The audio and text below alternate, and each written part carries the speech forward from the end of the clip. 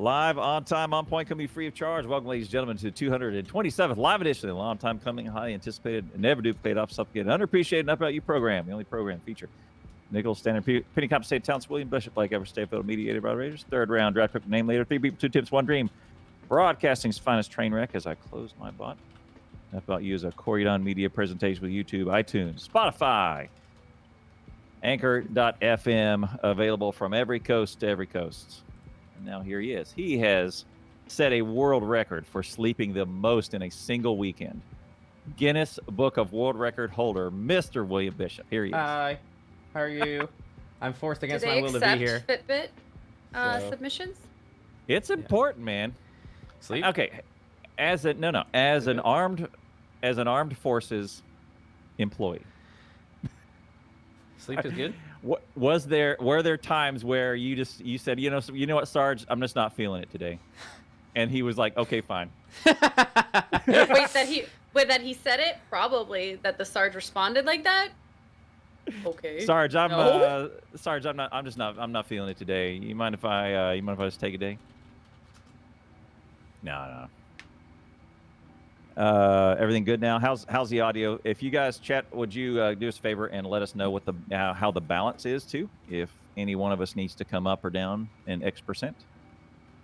Okay, cool. Oh man, well, Allie Jane, we're gonna put.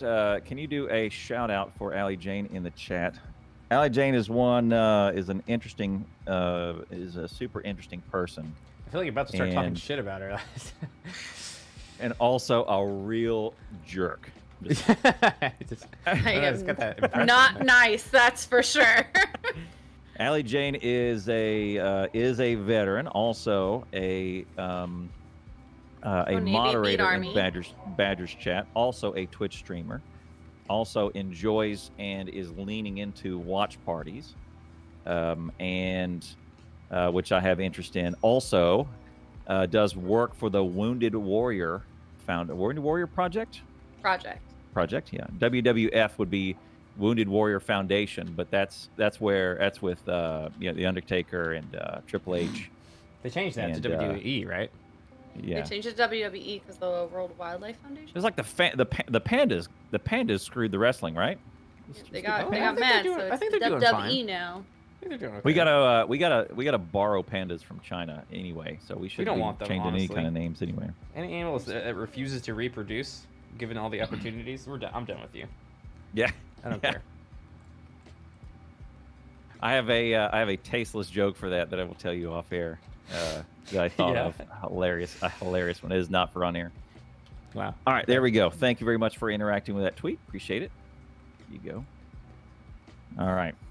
So, Allie, tell us a little bit about your stream, why you started, and all that. Badger has a big interest in how and why people get started streaming, and how what their story is, what they're going for, what their niche is, all that business. Don't put it like in such good position. I just want to find out if they're shit or not. That's all. As fast as possible. It's true. I mean,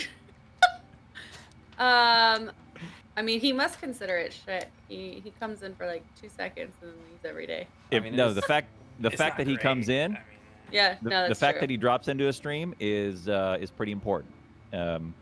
Badger, thank you for your nose. Badger does not give the time of day to anybody very long before he moves on. He does not. The first stream I came into his ever, he was playing with that stupid camera and his nose was dripping basically on that camera. It was gross after PAX. And I was like, yeah, that's how I met him. Well, I guess we always say air quote met. Yep. Was PAX. You were like 15 feet, 30 feet away from me at PAX. Yeah. So, and you were closer I to the lake. I did not realize 25 feet. I was. Yeah, I guess at PAX that was at your panel, right? Yeah. Oh, okay. So that panel was God, there was so much going cried on a bunch. in those 4 hours. To be honest, though, there was some good, powerful pieces to think about that I don't think people really took as impactful as it was. I think there are some things that people just ignore that are very impactful. Like, not even considering the panel and the panelists and the topic, but how accessible that panel was Mm-hmm. in many forms for people who were watching. I know you guys did an IRL backpack stream of it, and I know Stack Up did a recording of it. But there are some things that you don't see that are off camera, like the guy who was translating, or Chris from One Up, who's able to sign back to people in the first row while we were waiting for the panel to go. And this guy who asks a question, is deaf, is able to still get questions asked and answered so well, when before these guys would maybe have someone translating for them and would have no opportunity to interact with the panel.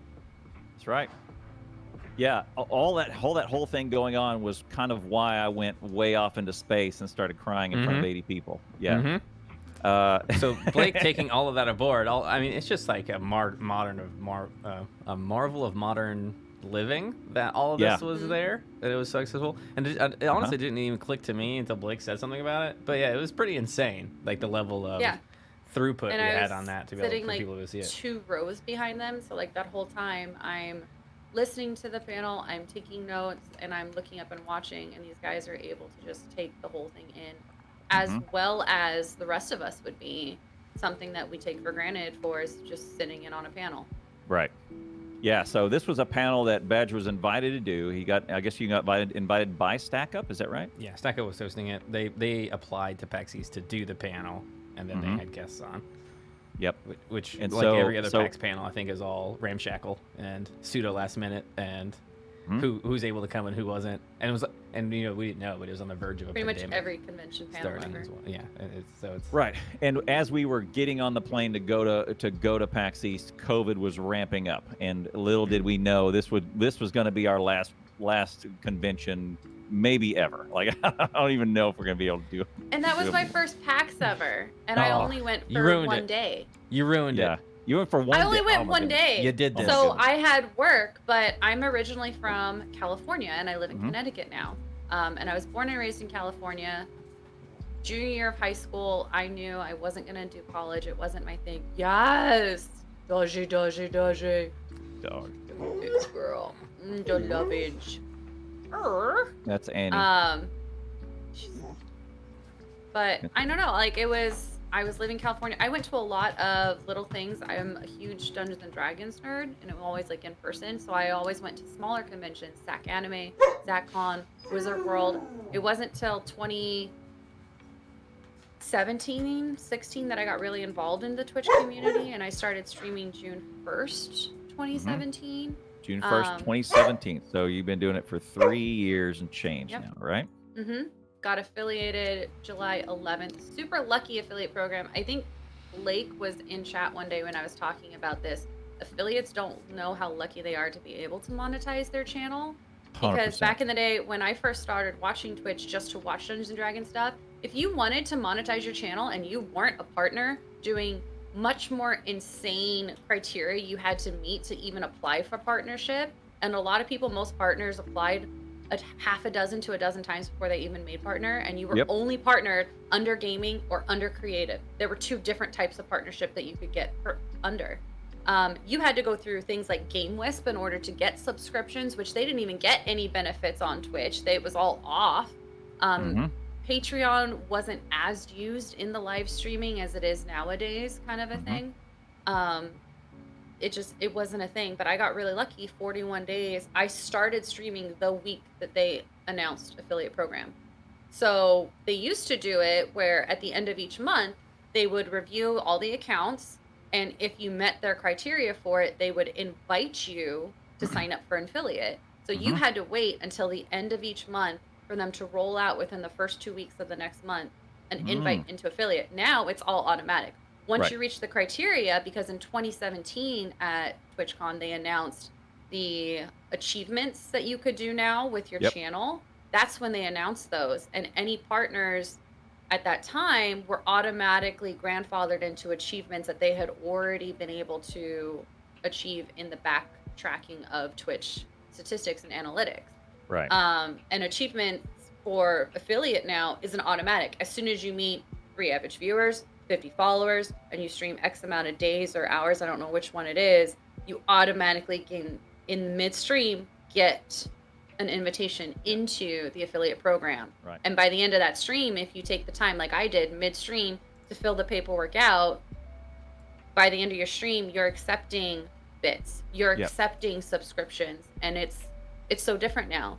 You've got emotes you can immediately use as soon as you refresh your browser. Like, and now affiliates, we can also have immediate emotes if we've been in good standing for X amount of time, kind of a thing. Like that's something that was only a partner thing. Yep. We have sub badges. That was only a partner thing. Like it's crazy. You got it all now, man.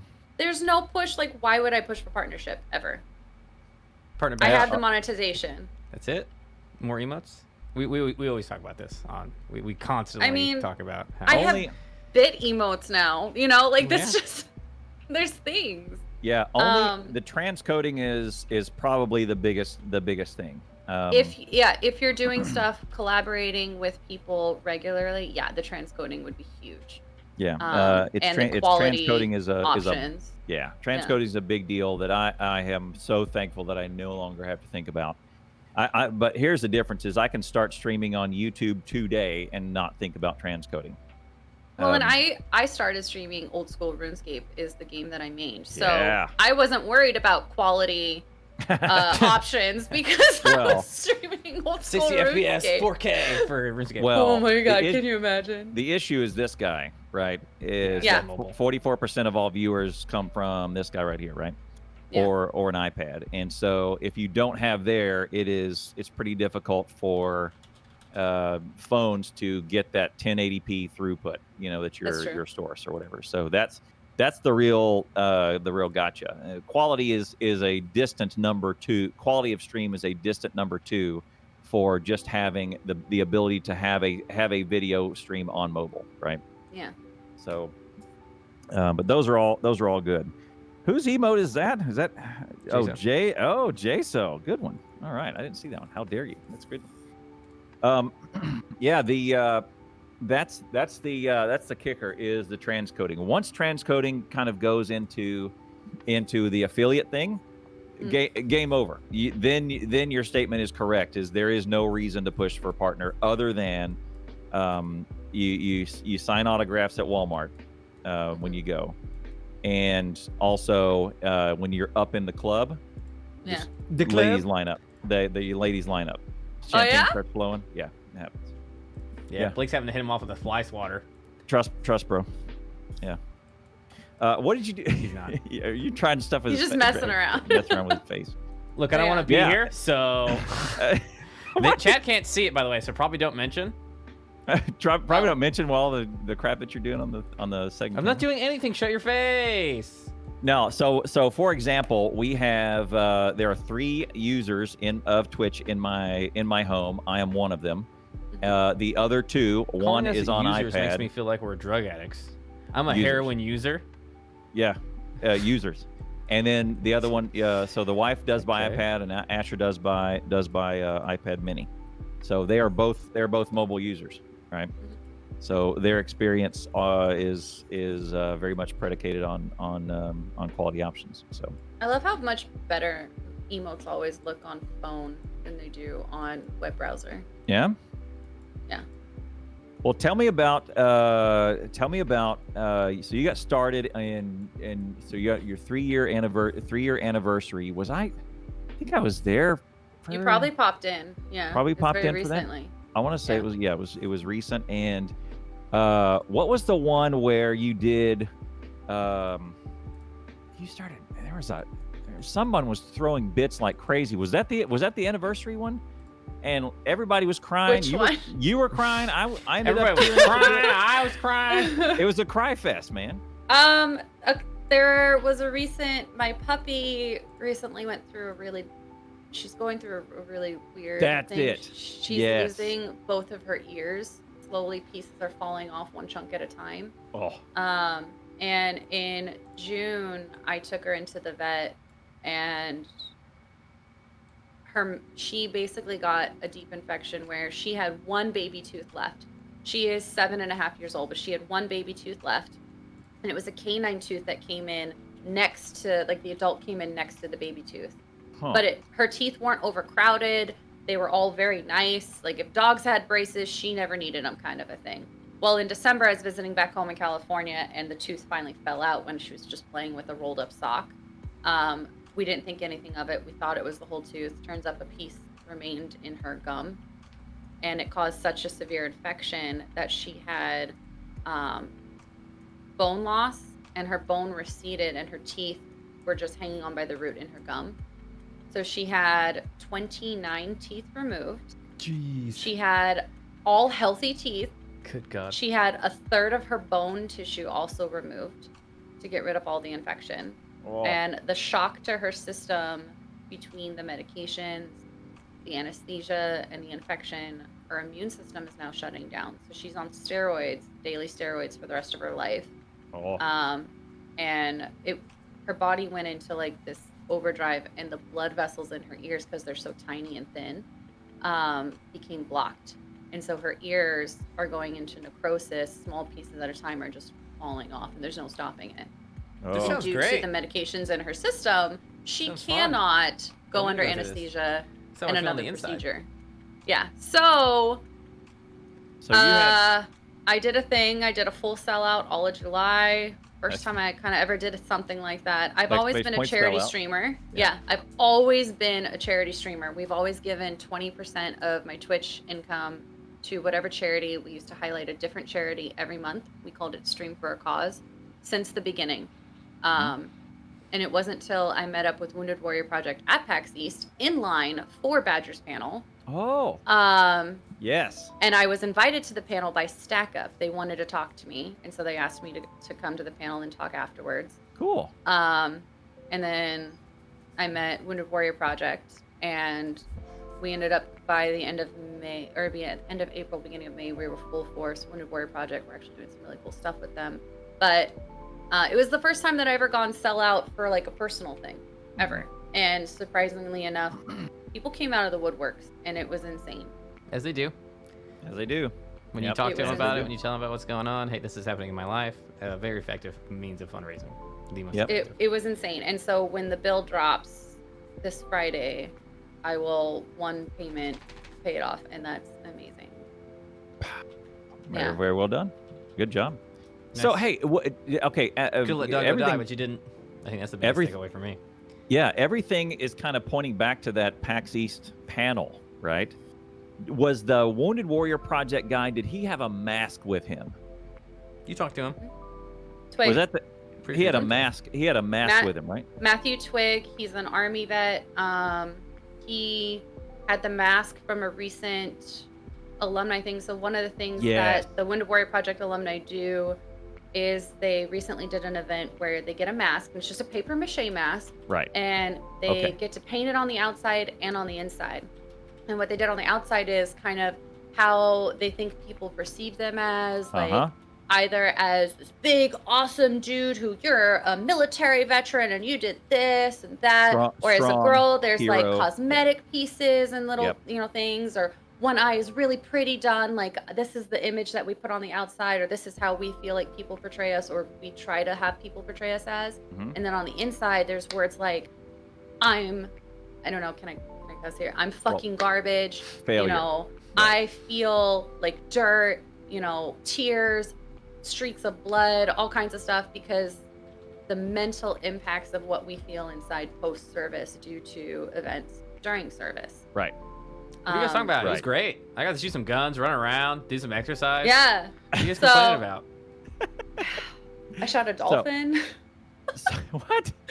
My 50 cal, when I was qualifying for my 50 cal shoot. Yeah, I'm 50 cal qualled.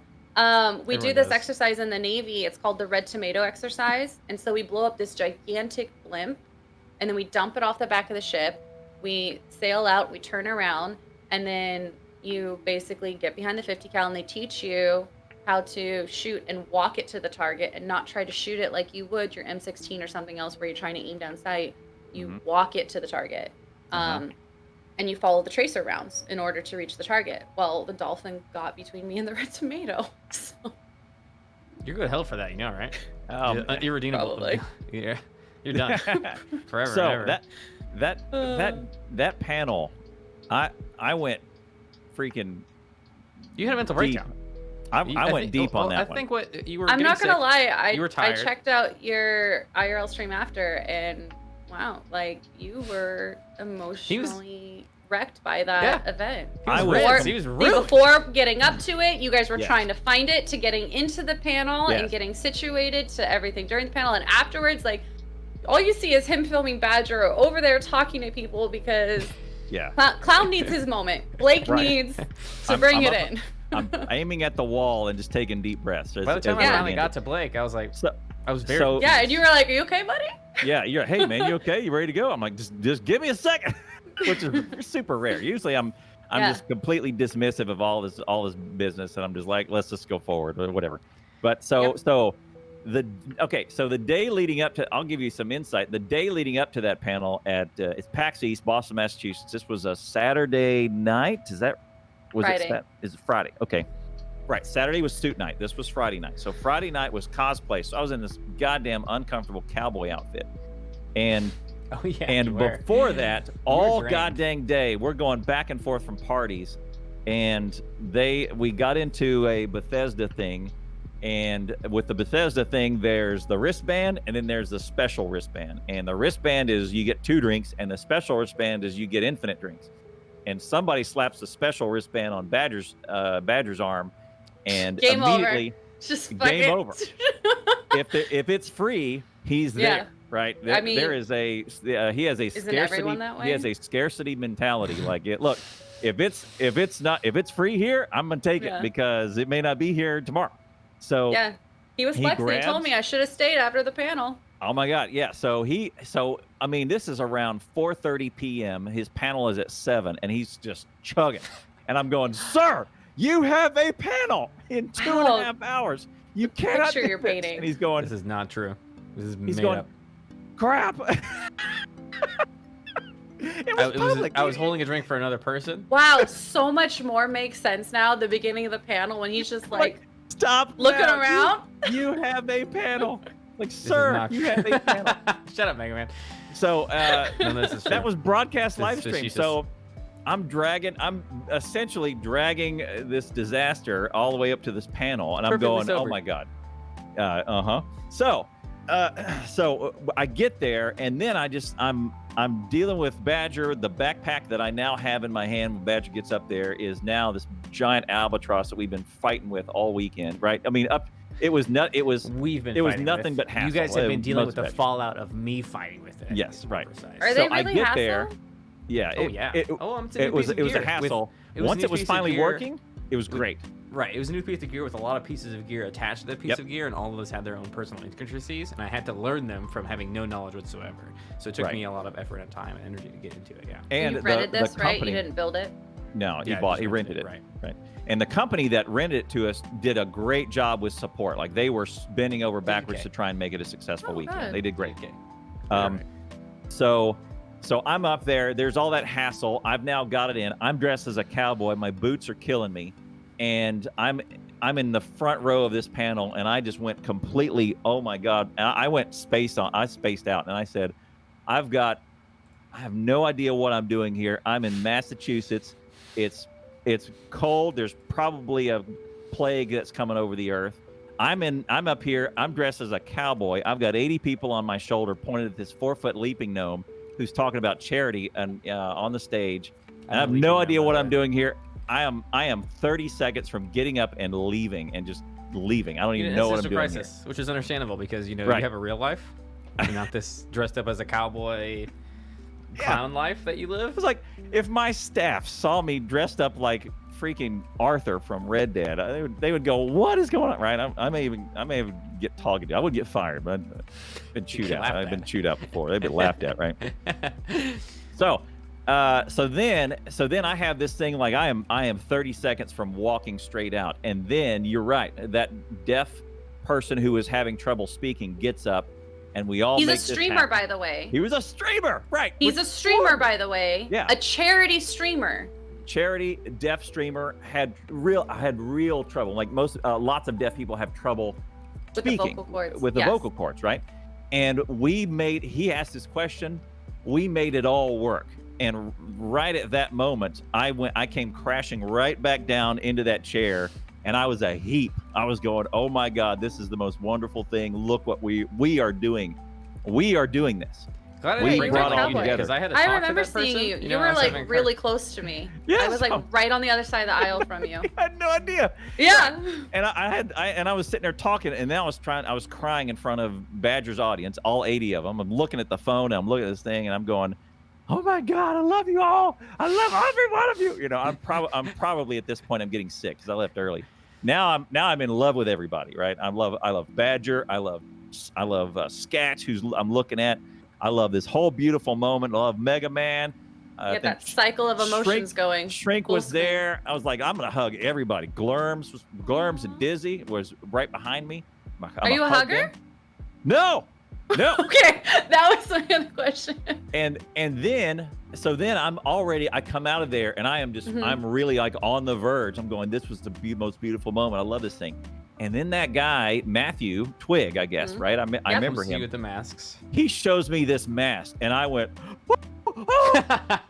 There's actually a display case if you look up, like, I think if you Google, like, the Wounded Warrior Project masks, you can get pictures on pictures of, like, cases full of these. Oh my goodness. It was a thing, and you had Badge, you had a line of people talking that wanted to talk to you, and I'm over here. I mean, there was a couple people. Yeah, I was over here. Yeah, the line was too long. I took off. I was like, you're right. I went straight to. I stared at the wall and aimed at the wall because they want to horn in on anyone's conversation because I did have the 80 people on my shoulder.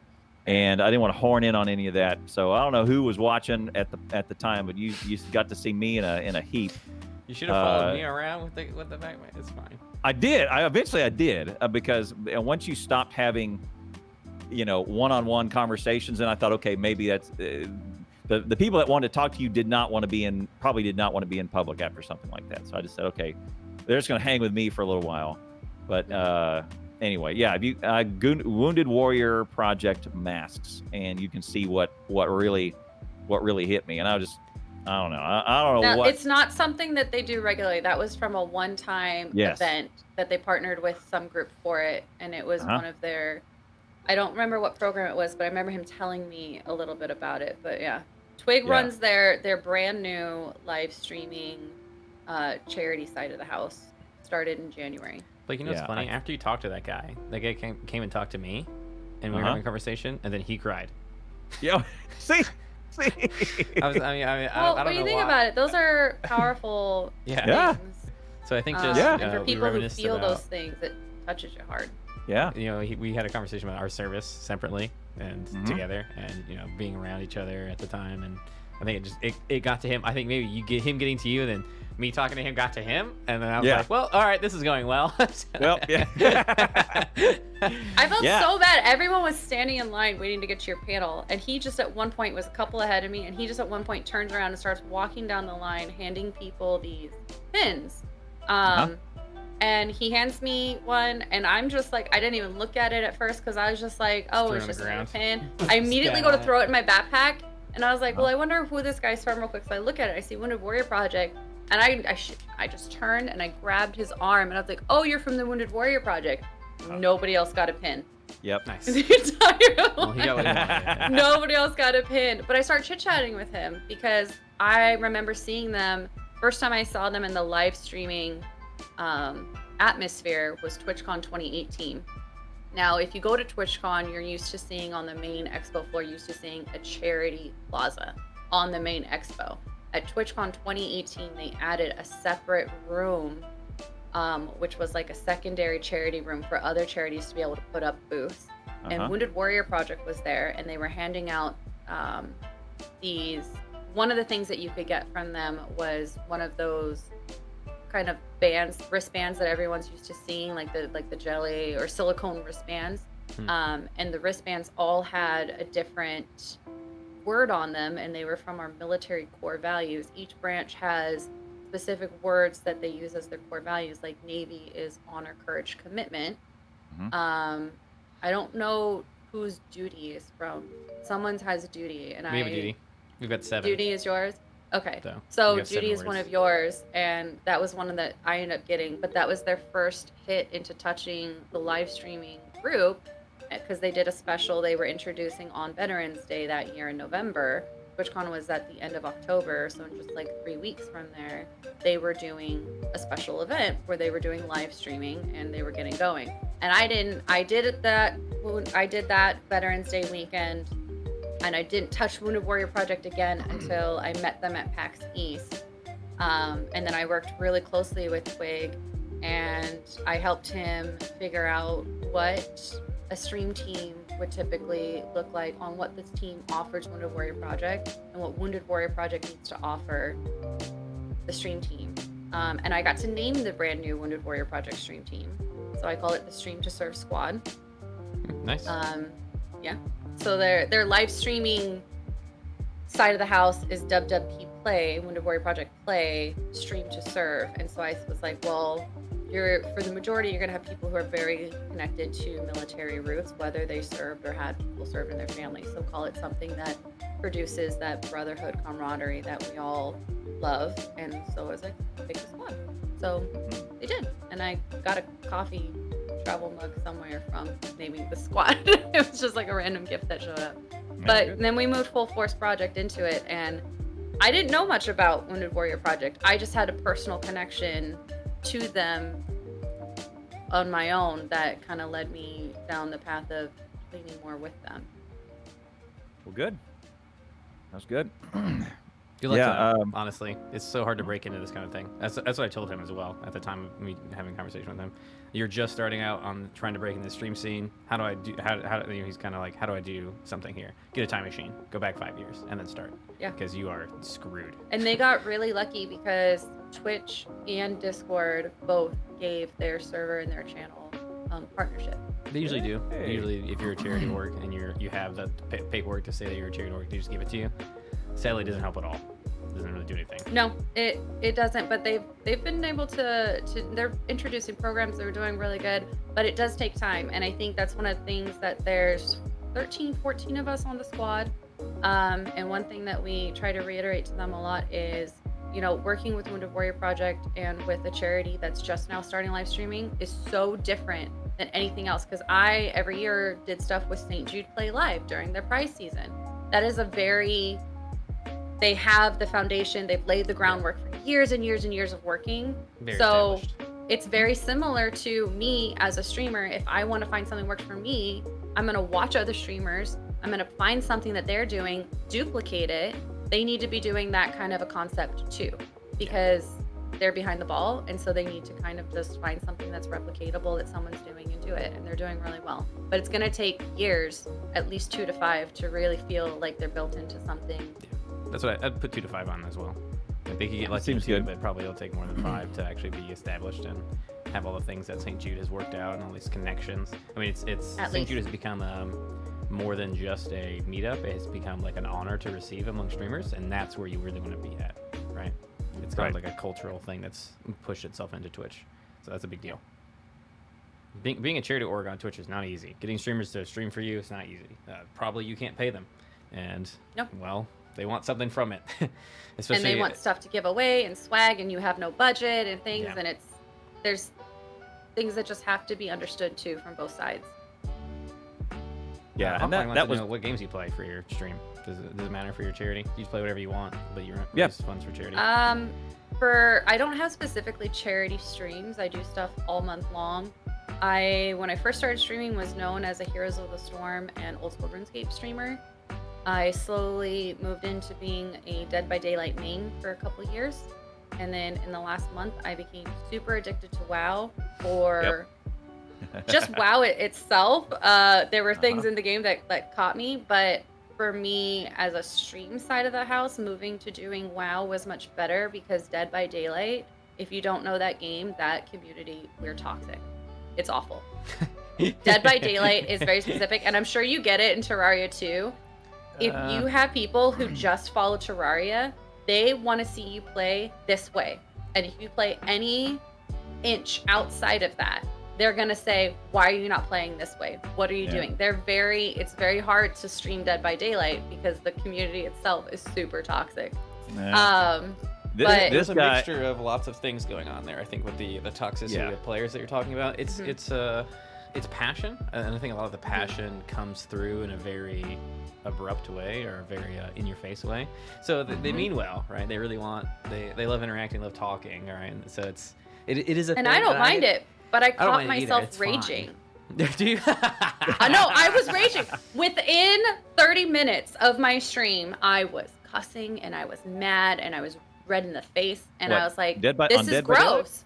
Yeah. So I'll tell you right because now, they're idiots. When you're solo queuing, it's awful. Than DVD. When you're solo queuing, it's awful. So I'm just sitting there screaming at people, and I'm like, why are people watching me yell at other people? Like, that is not.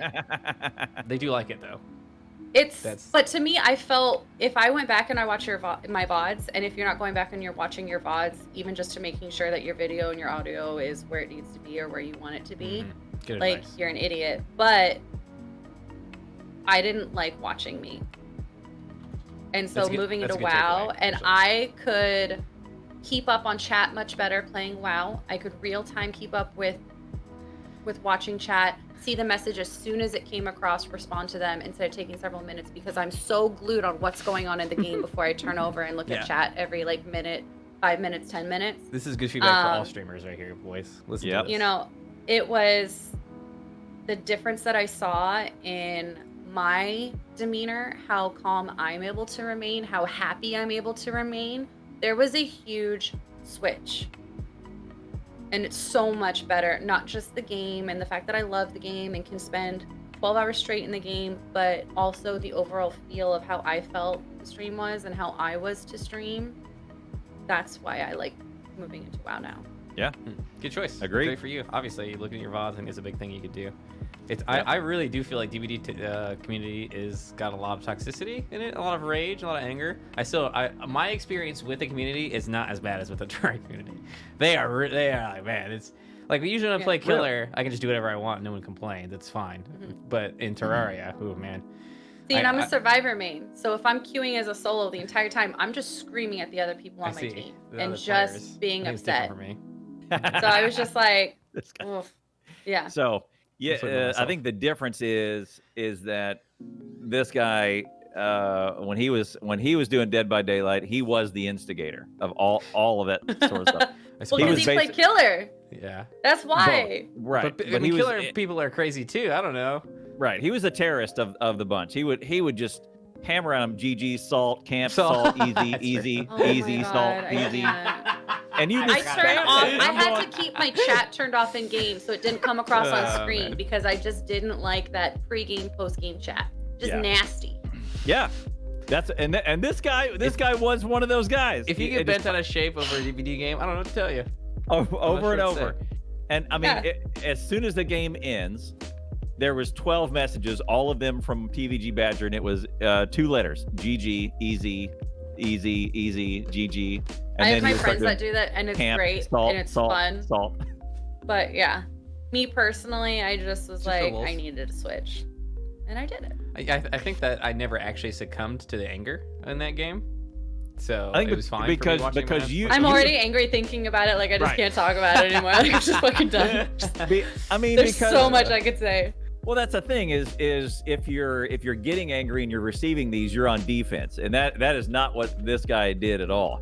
He went. Oh, I was super offense too. I was went like full offense, like screw you guys, yeah, and he was all over it. He was. But I also had fun in Dead by Daylight. So one of the things I used to do charity-wise, I cycled charity into everything that I did. So we would have specific days where I did blindfolded games, and I had a friend with me, and they would try to find me in the game immediately, and then try to direct me to do stuff while I'm blindfolded. And I would change my name in game to Blindfold for Charity, and you will be surprised by the amount of killers who caught on and would be like, and I had a link to Twitch in my Steam profile, so they would come on and see that I was legitimately blindfolded on camera, didn't know where I was going, moonwalking along the wall or just into the wall straight forward, thinking that I was actually going somewhere, and I wasn't for 30 straight minutes. Killers who would kill off everyone else and hold me in the game just to mess with me and be walking around swinging their weapon or hitting things to try to direct me audio-wise to do what I needed to do to get out. Like, it was just so much fun. Or they would just be like, I don't want to mess with you, and they kill me. But they were fun moments. Right. Yeah. That was great. That's so a I great don't twist on it. stream That's really specific days. I don't stream specific games for charity. I find a way to do whatever game I play, whatever game I like to play, working it into what I'm doing. That's good. That's pretty good. That's very funny, actually. It's a great twist on a game like that, and the fact that they could come to your stream and see, oh man, this is hilarious. No one would ever do. No one. And they would in chat afterward. They'd be like, "Oh my gosh, that was great. Thank you so much." Like, absolutely. Yeah. Absolutely. Yeah. Yeah. That's good. Yeah. I remember. I think I've done 2 Dead by Daylight days. And both of them, I think, that's all you need. That's all I really need. Yeah, with Badger, I have not. I haven't. Oh, you did it with Badger? He did it with me. So I'm just like laughing at him, yelling at him, like, "What are you doing, idiot? Come on, stop being scared." So immersed right now, forehead. Yeah. So Dead by Daylight itself released 1 year before I started streaming. It released in June of 2016, June or July. And I didn't start playing it until February or March of 2017. So before I started streaming. My first game of Dead by Daylight ever, I was physically shaking. I was playing with a friend who knew the game. I was physically shaking. My first game, it was just down to me, and we had a hatch standoff, and I didn't know what that meant. I was hidden behind a rock. Yes. And I was like, oh my gosh. And then I actually got out because Trapper just screwed up, and I was able to get out. But I was physically shaking, and I have a friend that to this day, if they and I were to play, they have to go off and play like Pokemon for an hour or something before they go to bed because they're like, no. Well, that's why DVD is so successful, because it gives you that adrenaline rush. It makes you feel terrified. Like, it actually gives you fear. It does great. Yeah. It's not psychological fear per se, but it is like moment jump, like you're tense, very tense. Yeah. So and eventually you desensitize to it. Like now I can find a lot of humor in it. And surprisingly, I went and played Dead by Daylight the other day, first time in over a month. And I was able to laugh during every single game and keep lighthearted because I was carrying that feeling off of WoW now. And I was like, this is good. I like it now that I can come back to a game that I love, have 1,600 hours in, and say... And you're still bad? Laugh. I get out all the time. Stop it. But I don't rage at anyone else in game anymore. I'm not screaming at the randos that I'm paired up with. Nice. I'm laughing, and I'm like, okay, now I can legitimately enjoy this game. And I think it's because, like you said, you cut it off from playing WoW and not taking DVD so seriously. And what's interesting about that is I've started doing no perk, no add-on, so that I can say to myself, oh, I shouldn't have won that game anyway. I had no perk, no add-on. And then I suddenly feel like all my stress from the game goes away. Because now I have this like mental fallback where I can be like, oh, I shouldn't have won. But when I do win, it's great. That's I think I'm kind of doing a similar thing with DVD where it doesn't matter if you beat me because I'm not using. Yeah, it's interesting. Yeah. That's good. Yeah, that's a pretty good good way to do it. But I did see a hatch standoff, and it was this guy. You were the killer. I've done it a million times. You're right. You've seen that. Yeah. There's no such thing now as hatch standoffs. Well, it's a bit different now, huh? Because the killers can close them. It's kind of bad to close them, but so now it used to be that the only way to get out was to do the generators. finish the generators and open the door and get out, or find the hatch and get out. Right. And if the hatch was open, the killers would literally have to sit on the hatch and wait for you. Yes. Because if you tried to jump, they could pull you out of the hatch mid-jump. They can still do that, right? Yeah. They can kind of pull you out if you're far enough into the jump, but if they run up and close it, you can't even start the jump action because they'll close it on you. Right. But then the so now you have to use a key to get out, or you're done. No, you can open the door. But if they hatch close it, but you have to use a key to open the hatch again, which you can do. Sure. But the doors are automatically. You still have to go and do the timer countdown to open it. So it's a little weird. Times where I've sat for 40 minutes with another survivor. Easy. Waited. Easy. Just 45 minutes on the hatch alone. Right. I win. Yes. I'm not gonna lose. I'm gonna sit here. I got time. I'm working right now. You got patience. You're like, it doesn't matter. I got this. Because the first person to blink loses, right? Right. And you were on stream live. Right. And what I was trying to tell you to do was go to your lead finishing the stream, your ending stream scene. So you couldn't see. Like, no, so they couldn't people see. want to watch the end of it. We were 45 minutes into sitting there. If he ended stream, there'd be a riot. No. Just go to the ending screen. Blake is thinking that he's stream sniping me. Yes, we were thinking that the guy was stream sniping. I was not thinking that. You all were thinking that. Everybody else was. He wasn't stream sniping. Because I think you even had twitch.tv/TVG Badger. It was TVG at the time. TVG Badger. I had TVG somewhere Badger probably at the time. Just my Steam name. I don't know. Shady has show historian has to remember that one because I was there. We had a lot of conversation, at least in chat, about okay, he's in chat watching you right now. I mean, I remember going to my BRB scene at one point just to hear you guys. Yes. But then I came back. I don't know. Those first one to blink. They were insane back in the day. You try and get out, killer gets you. If the killer swings at you, he uses the get right back up and go down, right? Yeah, something like that. So Shady says, "I was pretty sure it wasn't TTV name." That's why I was pretty sure it was TVG Badger. Badger TTV. That's what I was pretty sure. Probably TVG, but yeah. It's always on. And if someone doesn't realize TVG is like that video game, they'll think TV like. Right. Twitch. Hopefully it's not. Hopefully they don't realize that it's not supposed to be television. Everyone does the TV for television, but mine's the video. So. Oh, the video, right? Hey, so let's talk about this. Let's break down a little bit of watch parties. Badger and I have had high hopes for watch parties. As we know, watch party, let's call it watch, high hopes. Watch party 0.5. I'm waiting for you guys to tell me it's good, and then I'll start doing it. I'm doing it. It's not quite there yet. Yeah, it's not there. Watch party 0.5 was essentially just. You are not on screen. You are not on audio. Nothing can be a part of the screen. You hit a button and you play a very small selection of movies, and then you're live. It shows you as live with the movie. You are nowhere. You and your audio is nowhere to be found, and you're basically in chat watching a video together. Okay, that's Watch Party 0.5. No subs, no bits. No hosts, no follows, no nothing. Not really a stream. No one can find you. You're not listed. Also, you're not listed at the time. No one can, unless they navigate to your channel specifically. There's no category for it. You are just unlisted. You won't even show up in the follow. Someone follows you to do it, right? Only US, only PC. Well, that was and that was 0.5. Right, that's Twitch Watch Party. This is so restrictive. And Badger and I looked out and we went, "Hey, look at that." Oh no! Out immediately out. Right. So I met the guy who is in charge of watch parties. And at was it PAX East? It was no. Do you not remember? No, it was PAX East. It was with because what a powerful convention this year. Yeah, because Jazzy was there, right? Because it was Jazzy and I ran into this guy. Jazzy was and so. He doesn't remember he was at Bethesda. No, that was East. You were farting around with a backpack. And yeah, sure.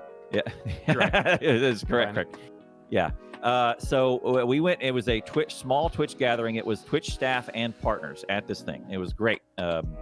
And he said that the first he admitted he said the first watch party rollout was dog crap, and it was because all of these. Pretty frank with this at these things. Yeah, he says all of these movie companies and TV companies, they were super resistant to have anything appear over or on top of their movie. So the example is everybody knows about if you have Amazon Prime and you watch a video on Amazon Prime, you have what's called X-ray. When you pause the show, it comes up with the actors in the scene and all the things and where it was filmed and just some info about the scene. I love it.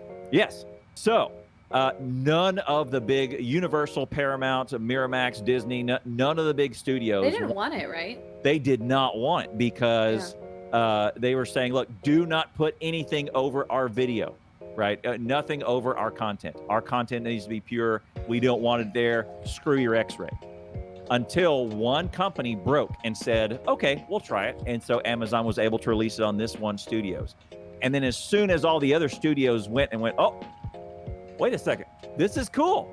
Can we have that for hours? They realize, they're following this guy, and they'll see what other movies that he was in that we did, and they'll come watch more of our stuff. Correct. Or they'll rent it now. Yes, once they saw that, they went, oh, Yeah. directed by, studio by, actor of, or etc. And you could go out and look for other movies of the same kind. It was basically just to look at the meta of whatever you were looking at, which is great. And so then it was an IMDb overlay. Right. So yeah, it was yes, exactly. And so what happened was they needed a dog crap rollout, a first rollout, so that other people could see the potential. And then they rolled out the rest of it. Now it's ubiquitous. Now it's on everything else. Yeah. And so he said, watch parties is the same way. He says, when the studios were talking about all this, they said, all right, no, we're not having any of these yahoos talking over our movie. They're not going to make fun of us. We don't want Badger's face over Nicolas Cage's and necks. Like we don't want him. We don't want him clowning our production here. The original here, right? 0.5, there was only like 20 titles only. Yes, it was tiny little list. That was it. Right? Yeah, one little window. So now that was 0.5, and then someone said, "Oh, wait a second. What we're doing here with Amazon is we're arming all of these partners as salespeople for Prime, right? Because that's what we really want to do is if we link it to Prime, and we're actually showing another platform, another way to generate buzz about our platform. Because if, Tim the Tap Man or one of the bigger streamers, right, ends up doing a watch party for something like the Avengers, right, and says, I wonder if hey, they ever tracked the sign up for Amazon Prime trials over this stuff. Right, I would imagine that every time they roll out, it should bump up, and so what they're saying is, oh yeah, you can get one of these personalities who can command 20,000 people. That's to go watch this movie. That's way better than having to get 100 people in a special screening, right? So let's just do this, and they're right here at home, right? So now they started to roll out, and they opened up the library. Some of the studios said, okay, I like this idea. Let's get some personalities behind these movies, etc. So now the next phase of the rollout is now Twitch Parties has an expanded library. It's all linked through Prime. Now your audio can go over the movie, and you appear up in the ad window. So in the let me point to the right side, and it's above chat. So where the ads go, up in the upper right corner, your video appears there. The movie appears on the big spot of it, so it's picture in picture. And also it's linked through your number one, your country, and number two, your Prime status. So if you are not in a country that accesses it, then all you see is whatever's in the small picture. So essentially, if I was on chat right now, you'd see me and my giant noggin taking up the entire thing. If you did have it, you would see the movie, and I'm up there in the small corner, right? Yeah, if you come to my channel and you don't get it, well, then you're just going to watch me eat pie in silence on the big screen. That's it. That's right. Also, bits and subs and all of those things work now. You appear as live on your stream, which is big. You also appear in everyone who follows you. You appear in their follow list, and there's also a category called Watch Parties. And also, when you do it, there's it even says at the very bottom of your stream, the status is in a watch party right now. And let me go look that up. Watch parties, and I'll show you. I'll put you there. So many of you will see just what Ali said is you don't see the movie. You basically see someone's giant face sitting there eating pie or the first time I ever heard about Watch Party. I actually was on mobile, so I didn't get to watch it, right? Mobile, so right. I rolled up on someone who I follow was live, and it was just them sitting complete silence, and I see Watch Party and title, have no idea what that means, and like everyone's talking about this stuff, and all of a sudden I hear go, man, I want a couch like that, and I'm like, what the hell? Like what? What are you looking at? What are you talking about? What is this context? Did I miss a link somewhere? We watched it, and then I didn't realize what it was. And I saw someone else post, because, you never want to be that person that's asking the question in chat, because the mods have probably already answered it 20,000 times. Or you're that person who's going to ask it anyway, because you're not waiting for someone else to answer that for you or anything. You're just going to ask it anyway. Yeah. Yeah. And it's like, you're an adult or a child. It's hard to discern. Yeah. And it's like, Either okay. have no shame, or you felt so much shame in your life that you're over it. One of the two. Yeah. And so it's like, okay, and they're like, oh, and so I happened to be home, so I switched, and I was like, interesting. Okay. I was like, I kind of like it, and it put it on the radar for me, but it was only available to partners. Partners, right? So Also, one super important thing that was not there before is now it has in the upper left, it has a big red banner that says "Watch Party." So I put the link in the chat to the category now, so you can see all the streamers who are live, and each of them has a watch party thing in the upper left, so that if you don't see it, there's this giant red banner that says, "Oh, okay, I'm apparently there's something going on here that's new, that's not in the other channels, right?" And if you see the movie, they're doing it wrong. Yeah, yeah. Also, there is a thing there that says, "Hey, this movie is a mature warning." It can go in there. It can have some cleavage and all that good stuff. Okay. So you can have some mature movies. I've looked at the titles. The titles are expanding all the time, and it's getting a lot better. I'll give you my thoughts, and then Allie, I'll let you go nuts and tell me what all the things that you're doing now and what you want to do. I just wanted to run a test once it opened up for everybody. I said, okay, everybody, what I want you to do is I made a Discord channel for it. I said, I'm going to start an episode of House. Okay. It's one of my favorite episodes. Good pick. And everybody, we're going to watch. And I want you to go and grab your experience and tell me, take a screenshot, tell me in Discord if you are US or non-US and what country you're in. Tell me if you're Prime or not. And this if is you're before they opened it up or after? And mobile or not. I think it's not since the latest openings. Okay. So I want to see the successes and the failures. So if you can see the movie, if you can't see the movie, and tell me your country, your device, and your Prime status. So what it would tell them. Yes, just show me your experience. And so I got a bunch of good responses. There was probably I think it was like 12, 15 of my viewers went in and said, can see the movie, here's what I got. Can't see the movie, I'm in Germany, I'm looking on an iPad, etc. Right? No Prime, etc. Right. So I got a bunch of these feedback, and I said, okay, this is good. So then for those who would watch it, what I tried, which was one of my things, is I wanted to pause the movie. And I wanted to say something. And unfortunately, I can pause on my screen. It does not pause for everybody else. So everybody keeps going. And when I hit the play button for me, it skips to where the live video is, and I just missed a segment, right? So that's the one feature that I want. Otherwise, I will start doing this a lot more, because what I want to be able to do is watch a scene, pause, and crack wise about it. Watch a scene, pause, and crack wise about it, right? So how you've done it a lot more than I have. Tell me about every week. So tell me about what you're going for, and how you feel about it.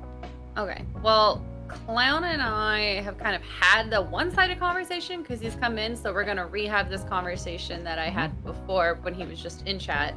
But for anyone who knows the good old Rabbit days, where Rabbit was a site that it was run by a group of people who started it.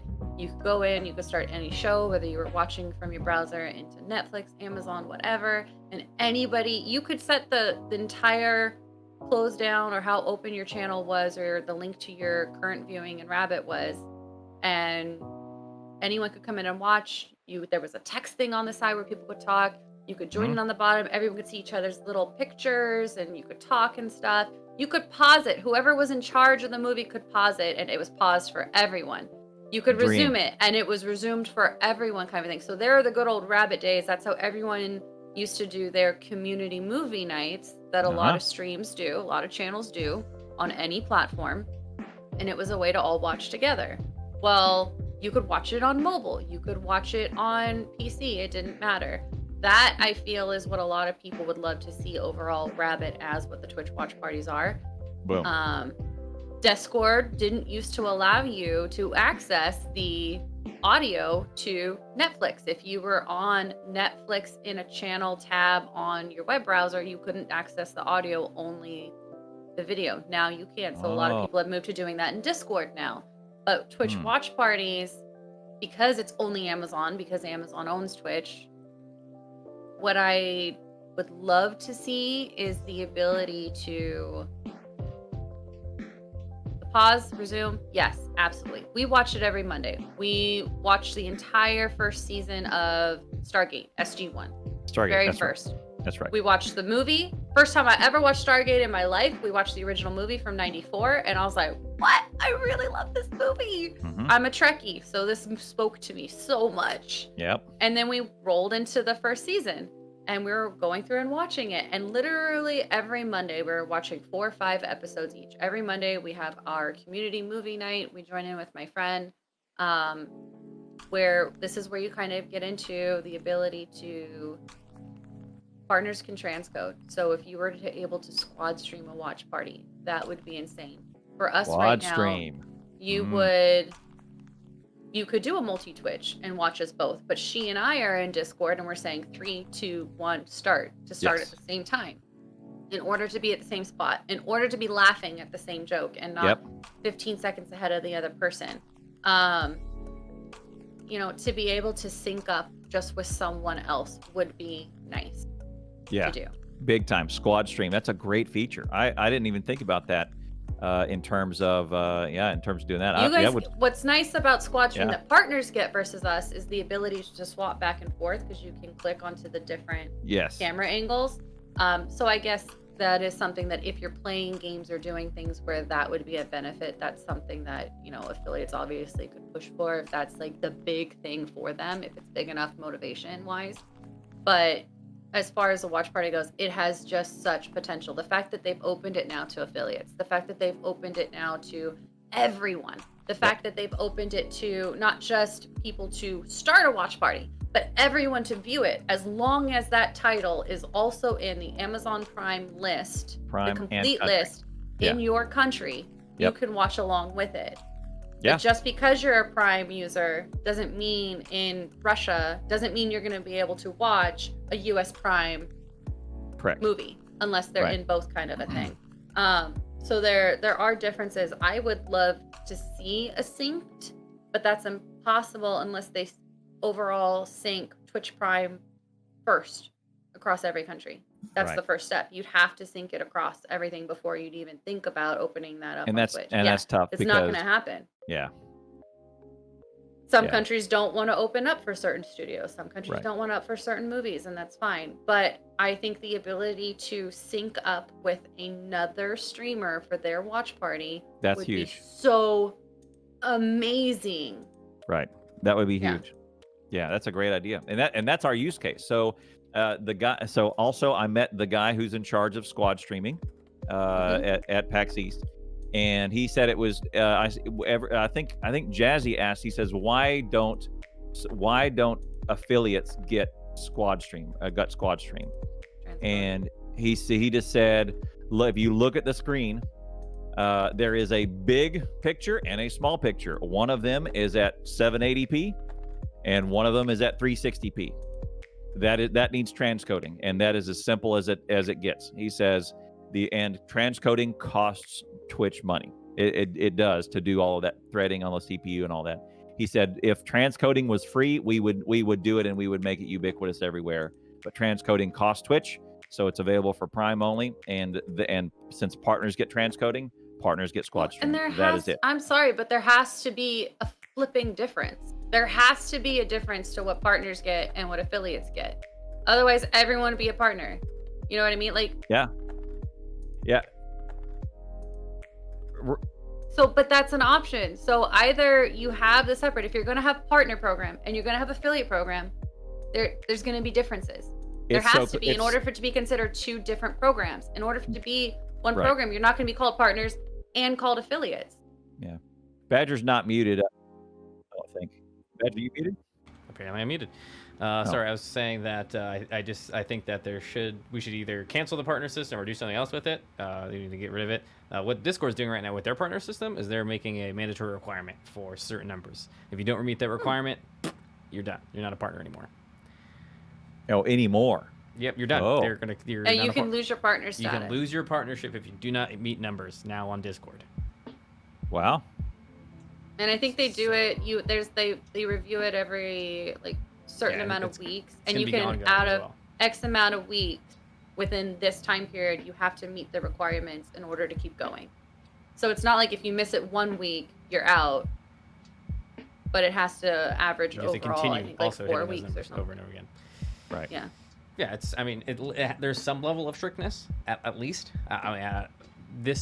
We've been calling this for a while. There's been discussions about this for a while, that Twitch partnerships are going to have mandatory number requirements, and they don't care if you fell off or you took a break or whatever. You lost your partnership and you can get it back if you want to.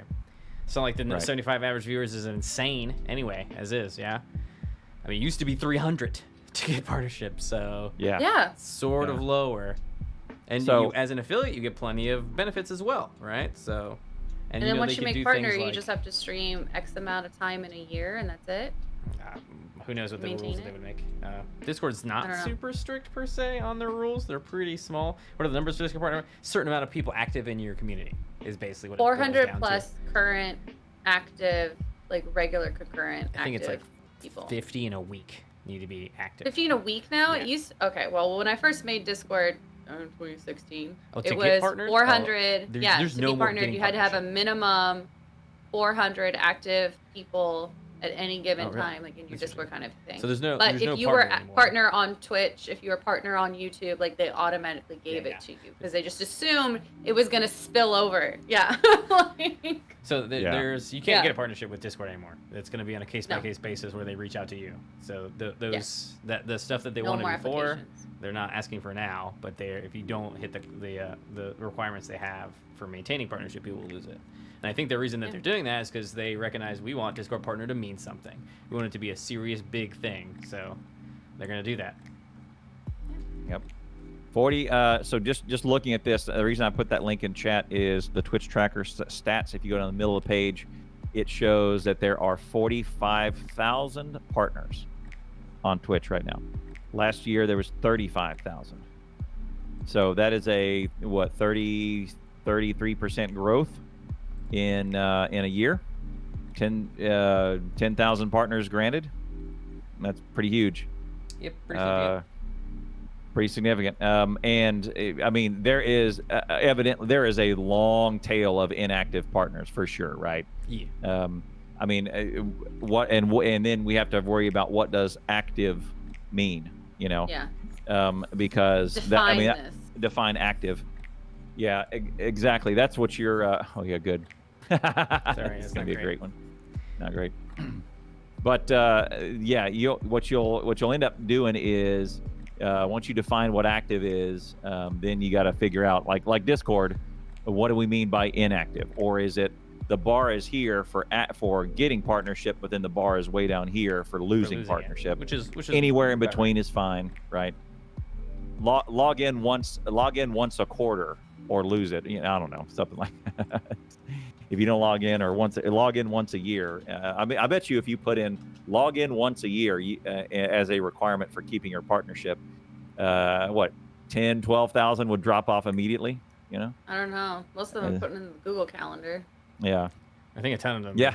I think a massive portion, because I think what really ends up happening is that people get partnership, and then after having gotten partnership, they die at some point, and then they never return, or they just watch, right? And they're that's motivated, push. I'm tired. And then you realize maybe this isn't for me. This is kind of insane. Even after getting partner, which has been my goal for a long time, it doesn't really help the monetization of my channel like I thought it would. And then they slowly, get another job or do something else, and they're happy with the badge that they have. So I think it's actually per person who gets partnered, there is a percentage of people who just don't ever stream again and don't work with it. All right, I'm good. I'm good.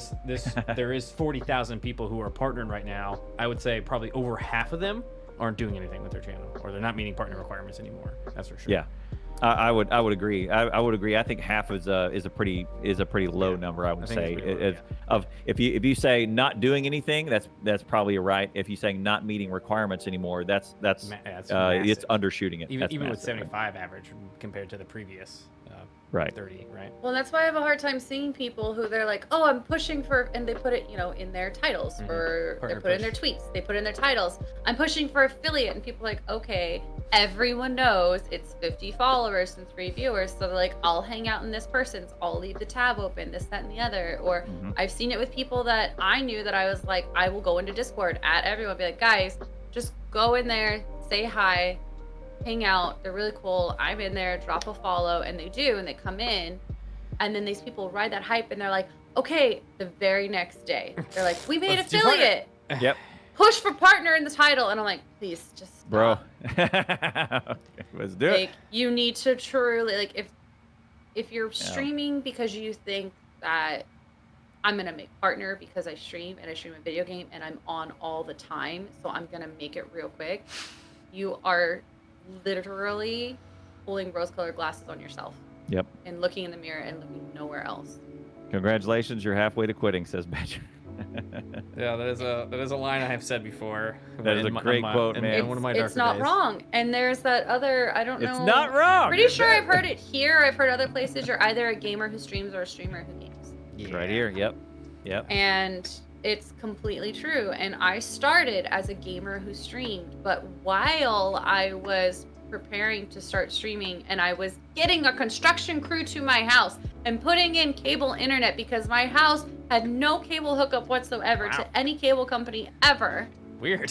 Oh, let me tell you how I grew up. In your house before? Like what the No, heck, so the house is literally, obviously, LJ90, if no one could guess. I'm really original. I was born in 1990. Everyone can figure that out very quickly.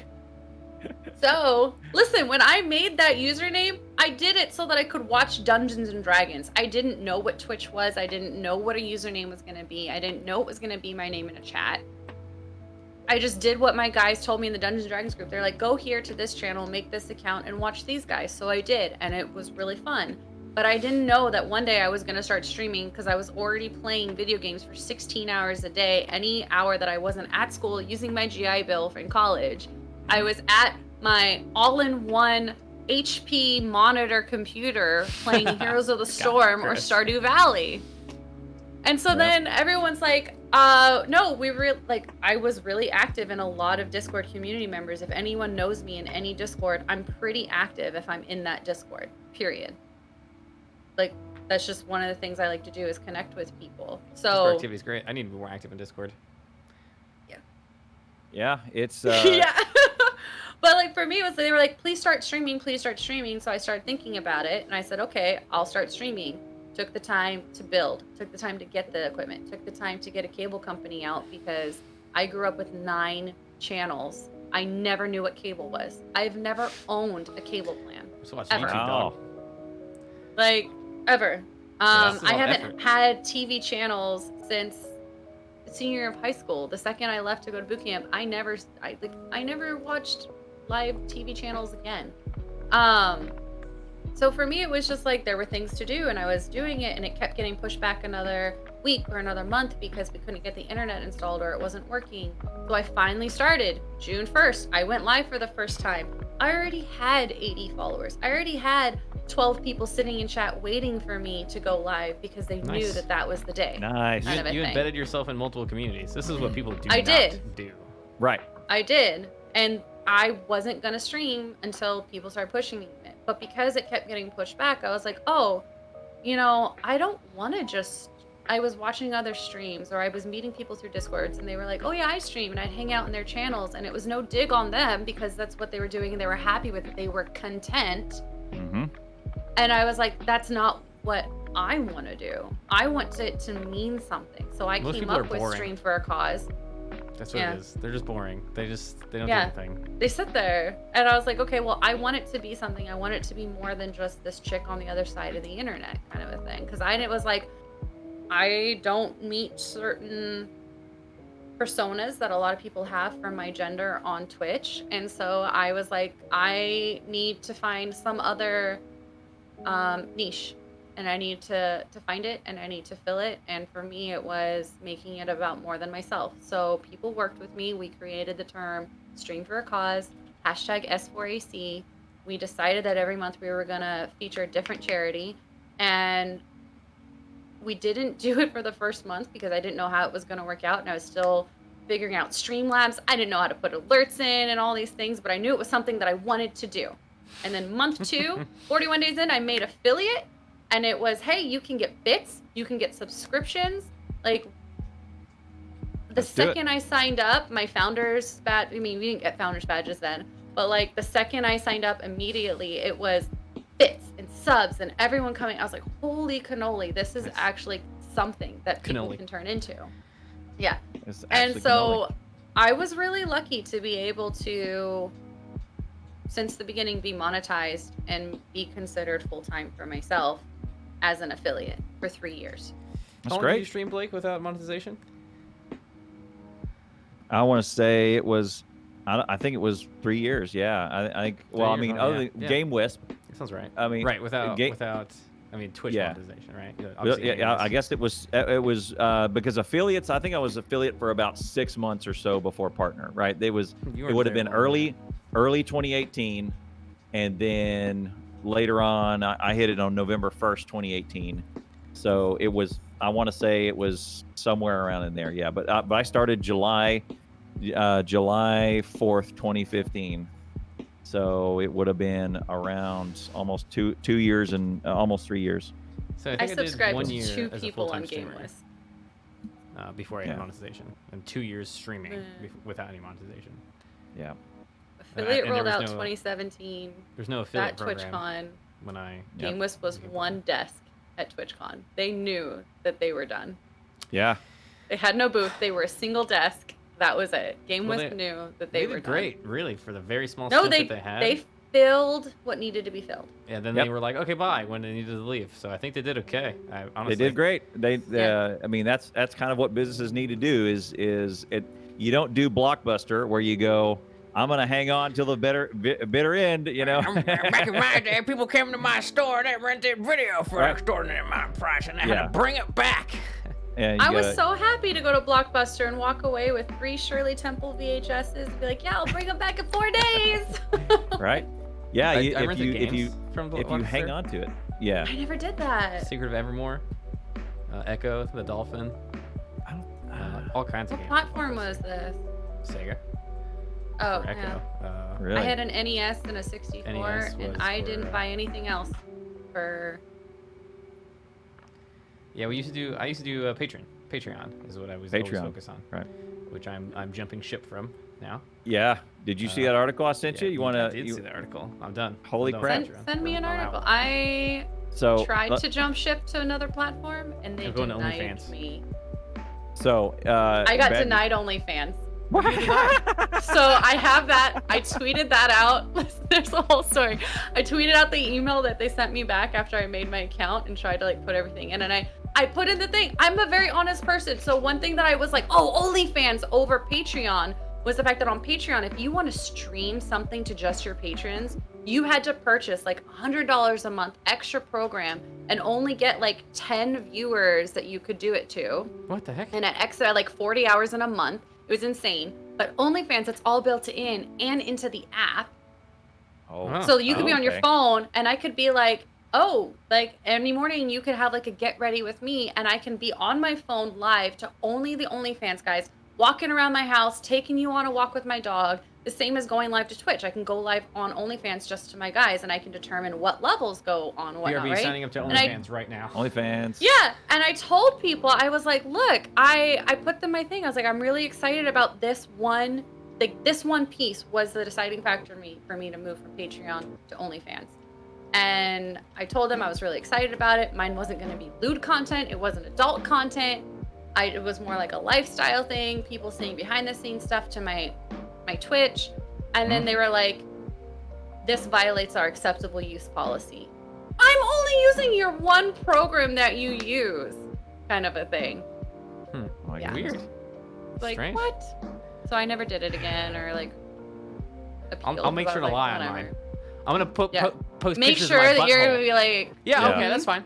You can post pictures of butthole. That's totally hook her up, Badger. Well, so my thing is when I first started and getting into this whole world, I think it was an MC's channel and mcgames.net. He was talking about it was something with him and Fuzzles. He was talking about MrSkin.com, and this is a place where you could go into any movie, and Mr. Skin broke it down to where you could, in any movie, basically in any movie in American history, and I think they're doing foreign films now, you could fast forward to the part where there is nudity or sexy or or butt or whatever is shown. Fast forward, and you could see that scene, and you just look up any movie like Avengers, and you would see there's no nudity, but you would see Black Widow was sexy between frame number 4,470 and 4,476 or something, and you could see a little bit of a cleavage right there. You could they document it beautifully. So Mr. Skin is where it's gone, right?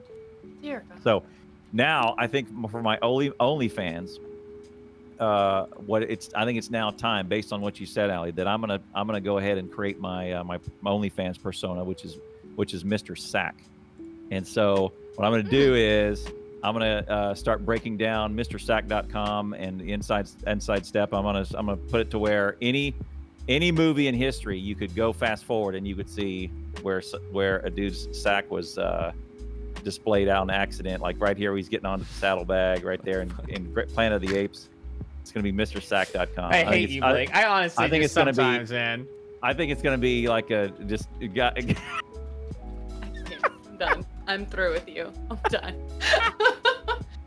No. I think it's time. MrSack.com. I think it's time. God. No, I was excited. I don't know. I get denied everything. It's so annoying. I got denied making a account for DVD Mobile because when I entered in the name AllieJ90, I have screenshots of this and I did it live one day to show it. That username is flagged as offensive. Oh. So apparently AllieJ90 was a page in the Kama Sutra that I missed at some point or something. So I don't know. No, I have no idea. Apparently AllieJ90 is offensive. So now when I get mad at people, I'm just be like, I'm at AllieJ90 you. Just get out of my way. Weird. Is there a word inside of AllieJ that we don't see? That's usually what it is. Oh, okay, basement. Basement, yes, thank you. Semen is in basement. Yes, basement. You can't have the word basement in a lot of filters. Right, basement. Because there's God. So is there something like that? I didn't even think of that. But is there Allie Jane? That actually hit me one time where someone was saying, "Hey, my blankety blankety blankety blank is flooded," and I went, "What?" And I went, "Wait, what?" And I went, "Oh yeah. Okay, there you go." I tried doing it after that. I tried doing it where I tried to do Allie Jane without the 90.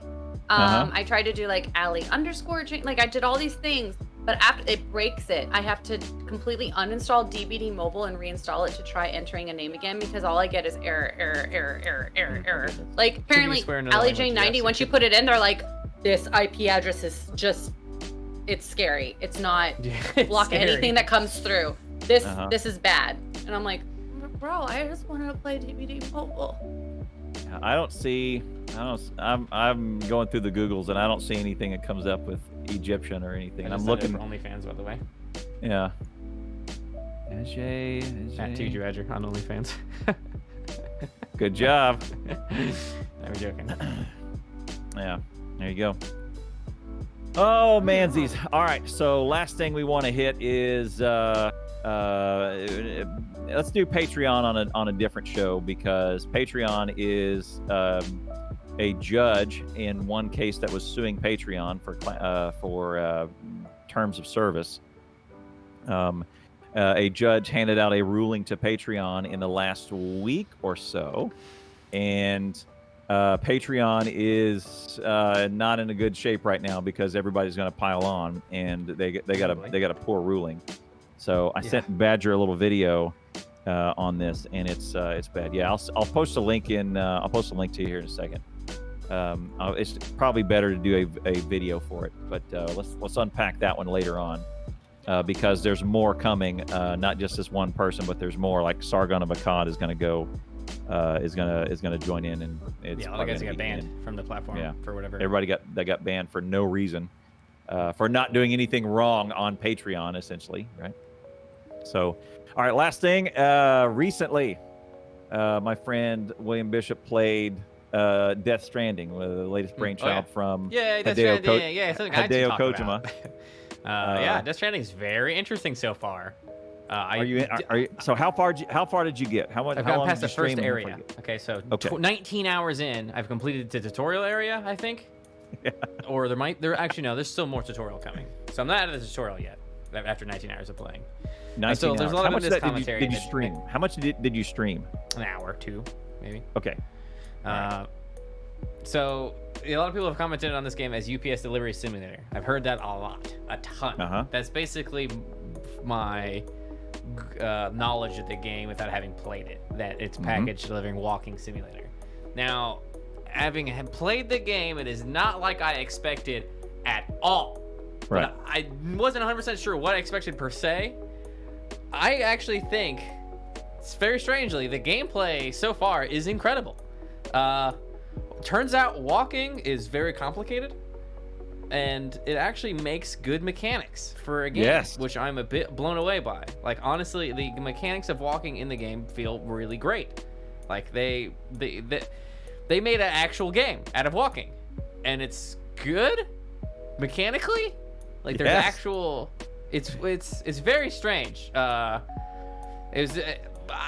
It's so there's lots of different ways of traveling as well. There's not just walking. There's lots. There's a lot of mobility. Lots of different ways to be mobile in the game, which is interesting. I haven't played a lot of it. The story is absolutely wild. Like, it makes no sense. They gloss over huge things all the time, like BBs, what the BTs are, and it's but the pacing is great actually as well. Very at the start, you get a really long cutscene, and you get to play a little bit, and then you get a cutscene, and you play a little bit, and you get a cutscene, and then you get to play a lot, and then you get a cutscene, and then you get to play a ton, and then you get a cutscene. Is what happens. There's a lot to Death Stranding. So far, I would say that it's better than I thought it was going to be. I'm actually really enjoying it. Yeah. And to that end, the BTs, right, and all those little things you breath tacos. You're going. Wait a second. What is this? And he says, if we don't get this to the incinerator, this place is a crater. Right. There's a lot of different things, and you just have to go with it, sort of. Yeah. Like, that's early on. This is the first 5 minutes or something, right? Yeah. And I'm going, this place is a crater. And turns out, literally, very shortly on, you get to see what they mean by this place is a crater, because it turns into a hole in the ground. I mean, it literally does. Yeah, it's like literally it does. Yeah. So it's the social commentary I am still grasping at to understand what Hideo wants to say, because he always wants to say something. He's always got an intention, and it's weird because an extinction event happened that ruined the world, and we're trying to deal with that. And I don't really know what is going on right now. I don't know what the real life comparison is, but I'm assuming that it's going to be something with connectivity, with being together as people, and how we can't be isolated, and that if we can't fix our current isolation issues, we're gonna fall apart. It's something like that. But I hate that because it feels very plain. But Hideo is never plain. Like, there's something else gonna have to happen for sure. So I'm not there yet. Is it comparable to our times? Because in the Death Stranding right now, everyone's disconnected, and right now we are the most connected we've ever been, and still the unhappiest. So I don't know where it's going with that. Connecting people obviously doesn't solve the problem, but Death Stranding is all about the strands in between people who connect them. So well, I don't know. Do we want to build roads between each other, or do we just live isolated? Right. But here's the thing: is that it's very different.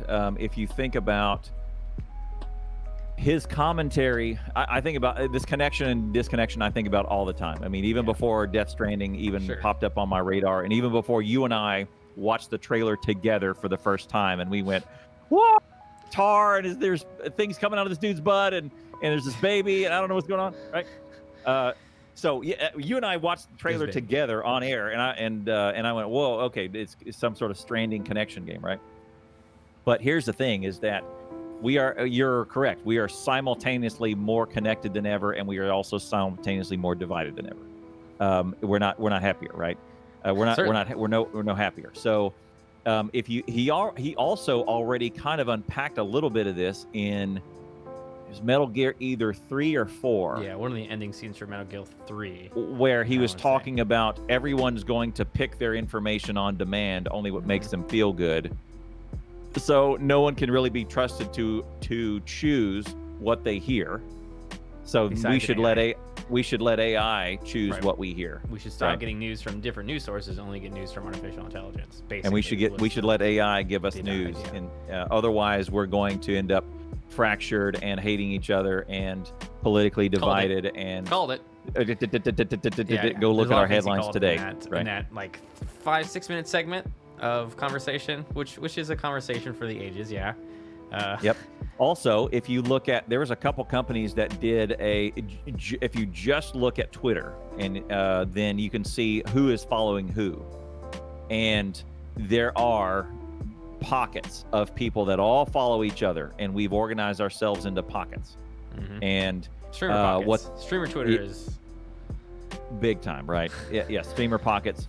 And if you trust the people to only exist in these pockets of information or pockets of connection, they're going to fall apart, right?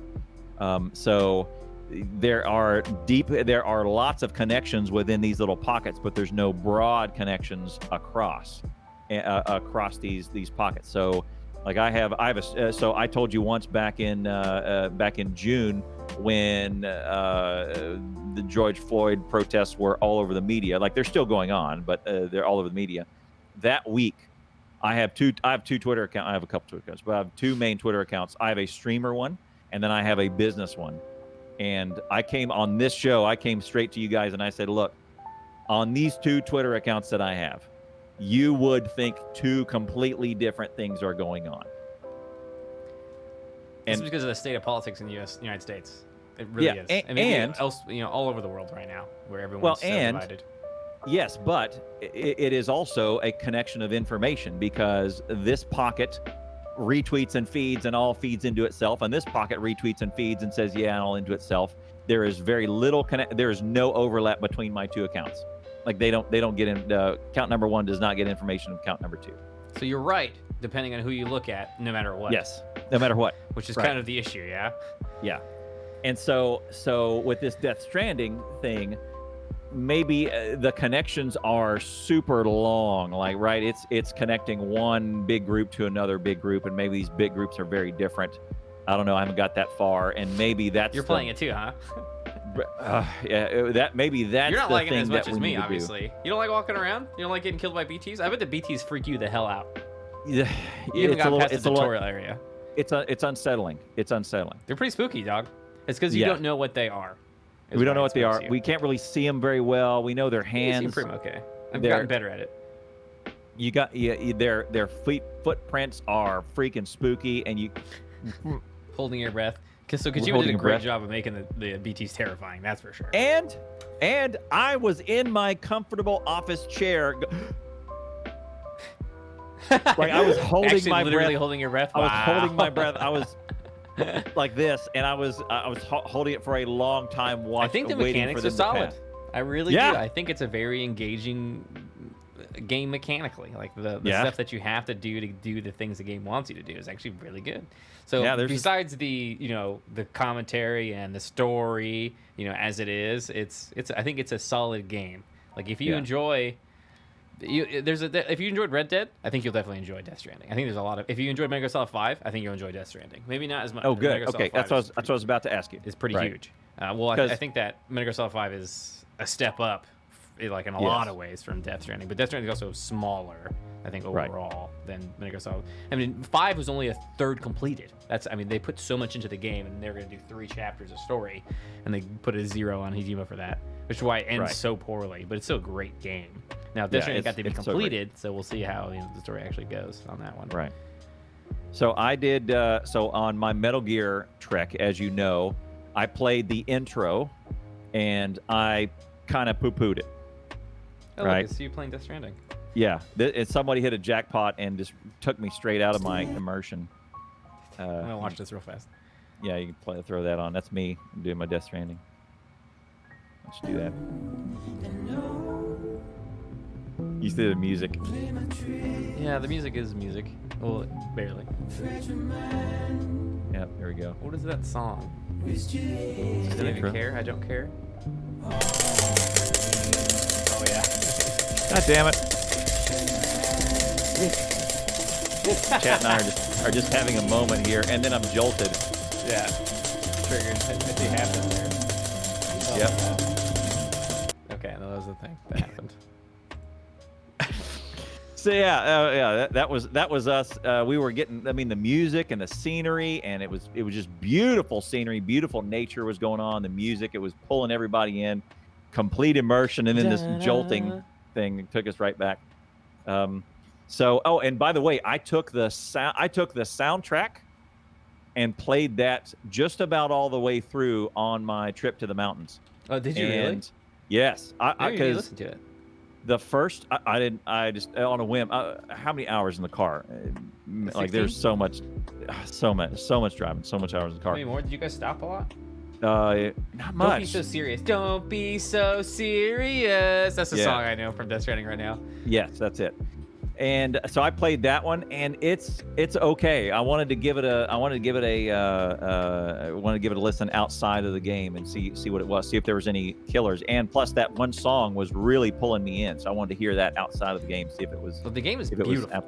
It is beautiful. It is beautiful. I agree. Beautiful. So great. My Metal Gear Solid experience was I played the tutorial and I went, this is bullshit. I don't even know what's going on. I have no idea. So you weren't at a tutorial. The entire beginning of Metal Gear Solid is a tutorial. Okay. Right.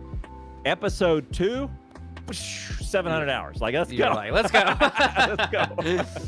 By the time I looped back around it the next month or a month after or something, I went, oh man, this is the greatest ever. I am Snake. Or am I Snake? I don't even know if I'm Snake. I don't know if I'm Snake. I've got no hands. At least. I'm Big Boss. I don't know. You know that. You're right? Not Snake. I don't know if I'm Snake. I was in. And Quiet is the greatest woman on planet you were Earth. in love with Quiet. I don't know. You don't want to admit it, but I saw the moment that Quiet went into those vents, and you were like, no, go in. No. What are you doing? Yeah, we're going. Why are we stopping? Why are we stopping? I'm going. Microsoft 5, great game. I mean, great game. I don't know how Hideo gets such good gameplay into these things when they have just story that's so like weird, and so the gameplay is very consistent and strong, and it's interlaced in between the story in a great way, and then the story itself is so abstract, and it's very strange. Yeah, it's a very abstract story. It's not like, okay, so as an example, Deus Ex 2. Sure, yeah, Deus Ex is pretty clear in their storytelling. Pretty clear. They have an intention from the very beginning about what they want to say, and they're kind of just repeating that and showing you and letting you experience. It is deep but obvious, right? What we're talking about. Mm-hmm. Metal Gear and Death Stranding. I don't know. I don't think Allie's played these games. That's why she's quiet about this. No, I've been watching some of the trailers on it, and it looks gorgeous, but I have no idea what this is about. So Hideo, Badger and I are big fans of the creator of these, Hideo Kojima, and he created all the Metal Gear stuff. Metal Gear Solid 5 was his magnum opus, was one of the greatest things he ever did. He was fired from the studio by Konami because he took too long, and he was over, I guess some would say he was over engineering. He would tell you he is perfectly engineering the game, which you got to ship it and you got to make money at some point. Yeah. But he's making art. He ain't making. He's making video games. He ain't selling product. He's making art, right? Right. So as you Metal Gear Solid 5 is really one of the greatest games on planet Earth. The polish on it is 11 out of 10. Like, it is so good. Not finished still. I mean, it is still not finished. And Death Stranding was his next thing afterwards, where a studio finally gave him enough money to say, okay, let's make a deal. Let's do whatever you want. Sign a thing with Monster. Yep. And do that. PlayStation, PC. I've drunk since I started playing Death Stranding. I have had 2 monsters. Really? Yeah, Get on my level. I've never. You haven't. Like 1 to 3 a day. I've never had a monster ever. I get 5 cases a month delivered. Good Lord, man. They're pretty expensive. Maybe you can Ever. do without. Not when you buy them by the case on Amazon. They come out to like $1.50 each. Yeah. Oh, damn. That's what it comes out to. I'm paying $3 for mine. Yeah. They're anywhere from $28 to $34, depending on which flavor, on Amazon for a case of 24. All right. Well, Allie Jane, let's do a shout out for Allie Jane, and we will wrap up. Tell Allie Jane, what do you got coming up this week? Where can everybody find you? Tomorrow, I am holding my very first interview with my first Hollywood actress for Wounded Warrior Project. She is an Iraq Army combat veteran. She's been on NCIS and some amazing stuff. She's a voiceover actress. She is Alita 1 in the brand new Netflix Transformers War for Cybertron that just dropped this last week. She's really amazing. So my big thing with Wounded Warrior Project is I've created a weekly every Wednesday, the disabled female veterans get together. I created an event called Woman Warrior Wednesday, where they come together and they talk, the game, we do different stuff. This is our first time pulling in something big that I actually met her. I found her. I asked her, would you be interested? She said yes. Brought it to Wounded Warrior and they were like, let's do it. And it's a nationwide, right now there are 60 female veterans from across the U.S. signed up to tune into this Zoom meeting, meet and greet. And so I'll do that, but nice. I'll be Wow. on Tomorrow, Twitch during the day. Yeah, it's tomorrow night. What time? At 8?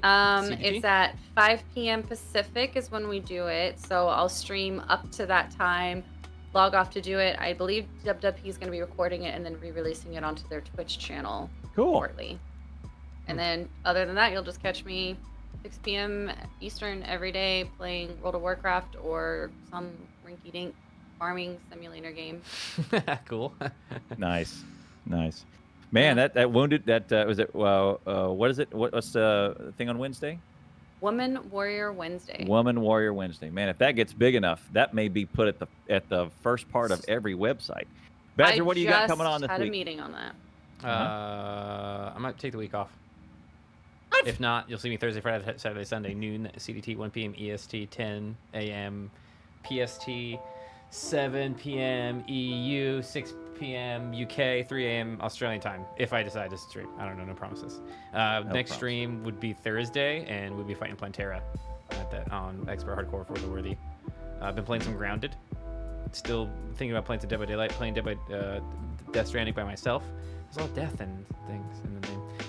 Grounded is probably something I'll be doing quite a bit in the future. So yeah. So if you haven't seen Grounded yet, I suggest you check it out. We might do some community days on Grounded, things like that. So hit that up. Okay, that's it. And for me, Factorio 1.0 launch is one of the most Friday. So I'm working my main job Monday, Tuesday, Wednesday, and I am off after that for 10 days, 12 days, something. And then I'm off all the next week. So I'm gonna be streaming my booze off on Factorio launch week. So look for me there. Lots of Factorio, speed runs, all kinds of good stuff. So guys, give Blake your and I just support bought a Minecraft server off of your Nodecraft. Nodecraft, yeah, it's good stuff. Yeah. Nodecraft is good people. If you need a server, click through the link, subscribe, mention Clowntown. All right. Thank you very much for being here. Badger, take us out. You streaming? No, you don't. All right, thanks for being here, everybody. Appreciate your time. Stay motivated. That's the most important thing. You're motivated, you can do anything. Don't let anybody tell you different, especially not yourself. Stay awesome because you know you're awesome. We'll see you next time. And remember, stretch. Wash your hands. Well, yeah, wash your hands. Wash your hands.